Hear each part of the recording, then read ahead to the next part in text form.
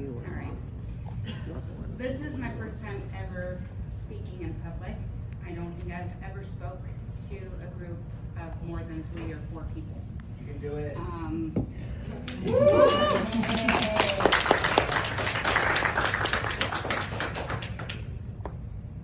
Judgment is a roadblock in the path of recovery. So do you guys think that peer support specialists can hold judgment if they're not familiar with a mental illness until they know more about it? Let's find out. My name is Sarah Peters, and I am a peer support specialist in North Central Iowa. I am a published author with 50% of the proceeds benefiting the Shaw Mind Foundation. But more importantly, my husband and I are proud parents and grandparents that enjoy spending time with our ever-growing family. It is such an honor and a privilege to be here today with my fellow peers, colleagues, and friends. Not only am I honored, I am absolutely terrified, and I cannot even figure out why I volunteered to do this. So you may be wondering, how am I going to make it through this 20-minute TED-style speech? Well, first of all, the beta blockers that my doctor prescribed for me to help me with my shaking, they're helping a little bit, but I cannot hold the microphone yet, okay?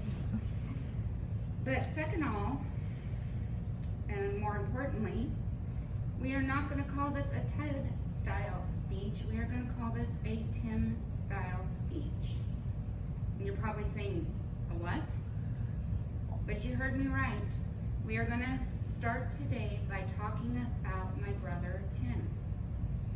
Sometimes in these types of situations, that helps me out a little bit. So here we go. My brother Tim was an amazing person who I had so much admiration for. That man could stand in front of a crowd and captivate them for an hour, all with his wit and his charm, while remaining humble and kind-hearted too. He was a person that I looked up to in my daily life, and I would have given anything to be more like him.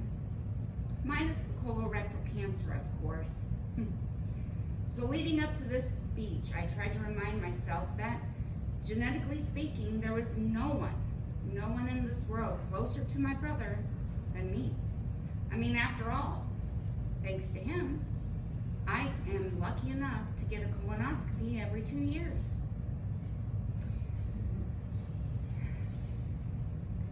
And I think that right there proved that we share some genes, right? Right. So here I am trying to channel some of my brother's strengths in order to accomplish this speech. But then the real me kicks in, and I overthink everything.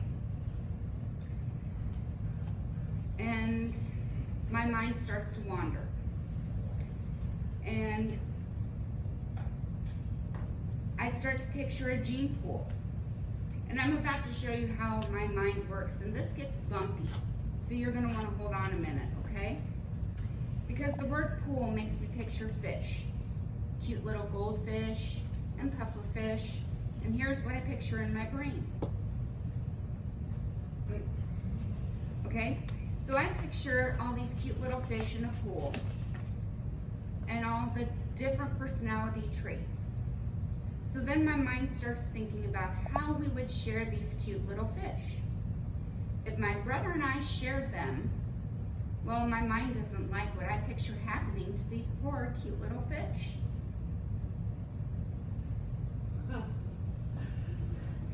So I come to the conclusion that we really can't share these genes. And therefore the genes must be divided up. And it is clearly obvious how the genes were divided.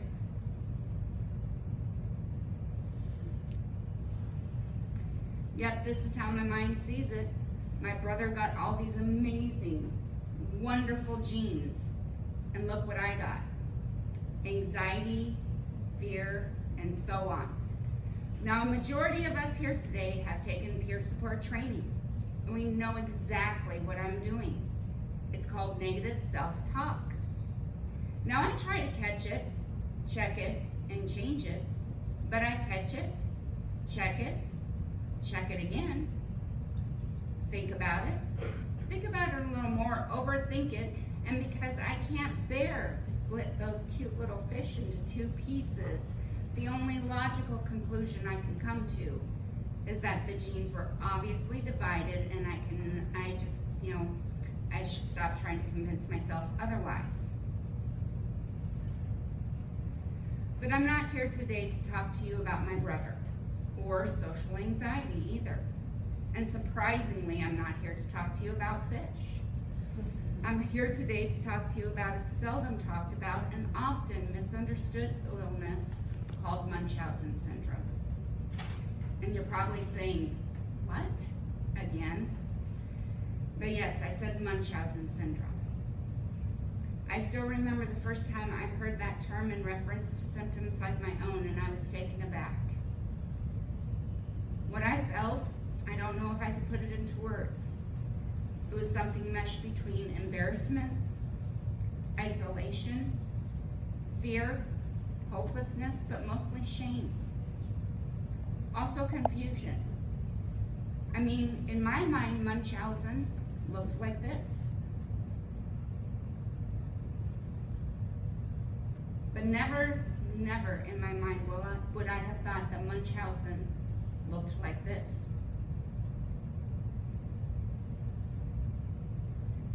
Or like this. Now, I don't know about you, but I'm not seeing any monsters in this picture, except for maybe the little gremlin on the end there that spewed chunks on Grandpa's shoulder right before the picture was taken.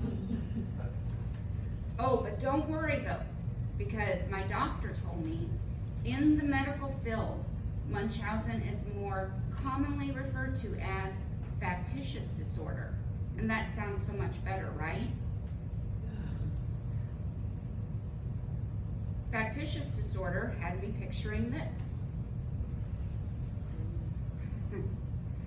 Let's face it, get diagnosed with something called factitious disorder, and you're pretty sure that you're going to go to the emergency room someday having a heart attack or a stroke, which at my age is a real possibility, and you're going to lie there dying while they call behavioral health for a psych evaluation.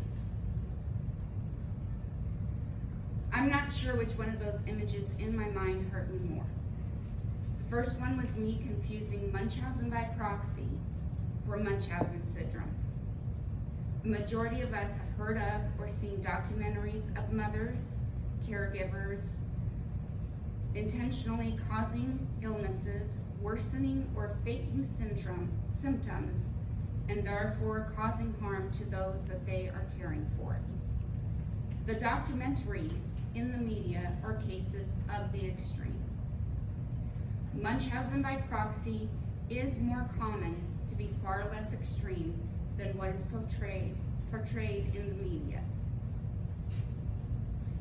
My mother, for example, did exaggerate or even make up symptoms for both myself and my brother in order to receive more attention or treatment from our doctors when we were children. I underwent an unnecessary double bunionectomy by the time I was in the 8th grade, having my bones cut and pinned into place because my mother had told my doctors from the time I was 6 years old of all the pain I was having walking, running, and even wearing shoes, none of which was true. Yes, I had bunions, but I did not have any pain. For the record, Munchausen by proxy is not what I have.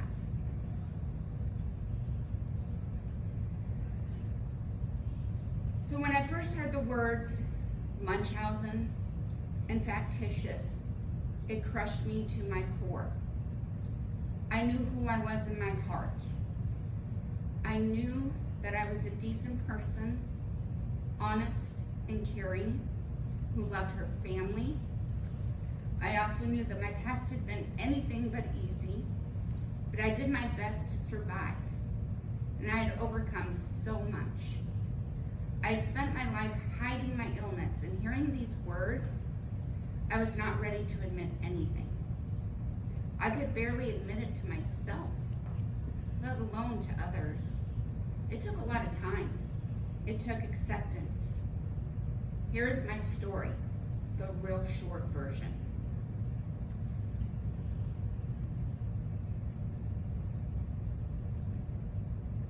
My name is Sarah.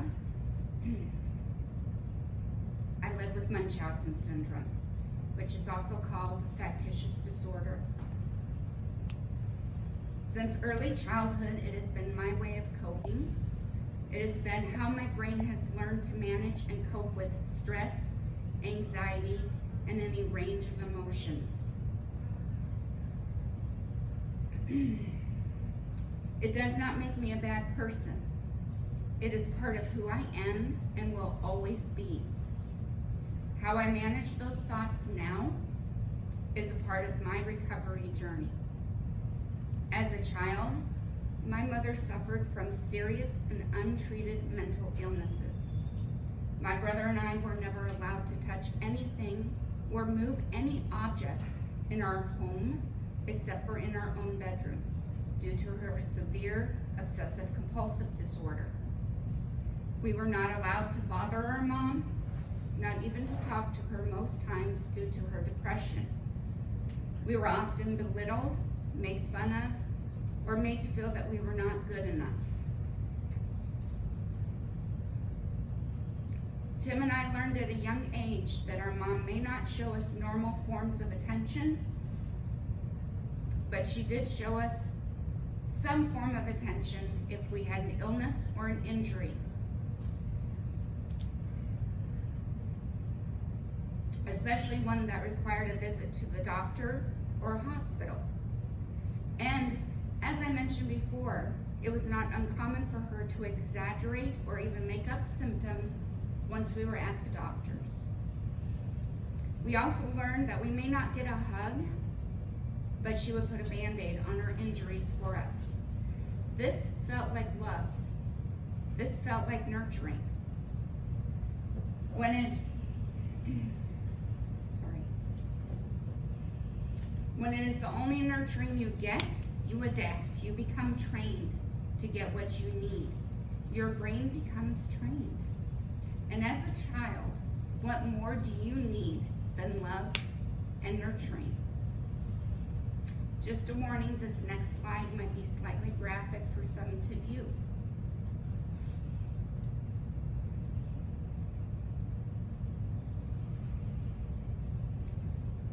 Throughout my life, this is how my brain has always adapted to forms of stress and anxiety. When I feel anxious without any forethought or premeditation, I have injured myself, worsened an injury, or faked an emergency illness and then sought attention, medical attention. I even had myself almost trained to believe I hadn't done these things to myself shortly after doing them. But notice I said almost because obviously it was impossible not to know that I was hurting myself.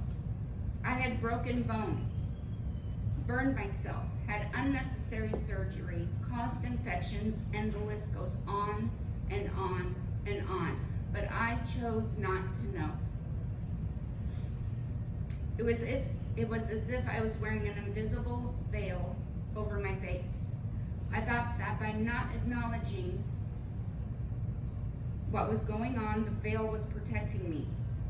In reality, the veil was only holding back all the pain, all the shame, all the hurt, and all the memories of my life. And it wasn't letting anything out, just holding it all in.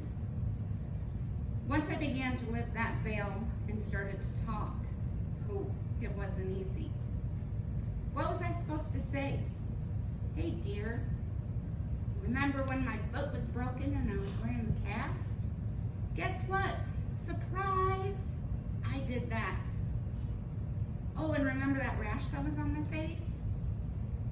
It wasn't a rash, it was a chemical burn. I did that too. Oh, you want to know why? It's a long story. How much time you got? No, that's not how the conversation went. So when I drew in the strength to start talking, I started with my family and my therapist. I practiced by writing in a journal, My journal later became a book, and then telling my doctor. I knew that with a condition like mine, open communication with my medical team was important. But can you imagine how that conversation went and how nervous I was that day? If you think I'm nervous today, you should have seen me talking to my doctor that day. But here's what surprised me the most. No one judged me. Not my family, not my friends, not even my doctor. Now maybe it's because they knew my mom. And I'm seriously not kidding about that. Maybe it's because they knew my mom. But the important part is that nobody judged me, and that right there was pivotal in my recovery, and still is. It still isn't easy though, and I'll be honest. Despite the fact that I have told everyone and I am working hard towards being an advocate for mental health awareness, I still find hurdles. Today I have this fear that if I am sick or have an illness, why would anyone believe me? Especially if they can't see it or diagnose it right away. Learning to navigate the healthcare system with a diagnosis like this is, well, anxiety producing for me. For example, my back. I have a genetic back condition that was taking over my life. It took over a year to diagnose. I was having trouble walking, sleeping, and even had to sell my business. The pain was debilitating and it affected my everyday life. Now, I can explain to people that my factitious disorder was only immediate or emergency treatment, not everyday, daily concerns. But still, that fear is there. And for the record, we found out before my brother passed away, he had that same genetic back condition. That poor little spineless catfish, who would have thought?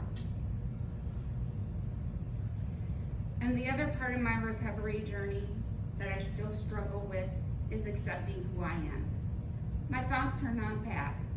They are a part of who I am. How I manage those thoughts now is what makes my story a recovery story. My thoughts and my illness do not make me less of a person. They don't make me any less worthy, not of love, not of trust, and not of good health care. Do you know what they make me? They make me human. They make me human with flaws and scars, just like many of you, and just like my brother was. And I see it now. He was a human with flaws and scars. Flaws and scars that we use to build our strengths. We all have a recovery story, and that's what makes us uniquely beautiful and strong. That is what makes us resilient. Thank you for listening to mine.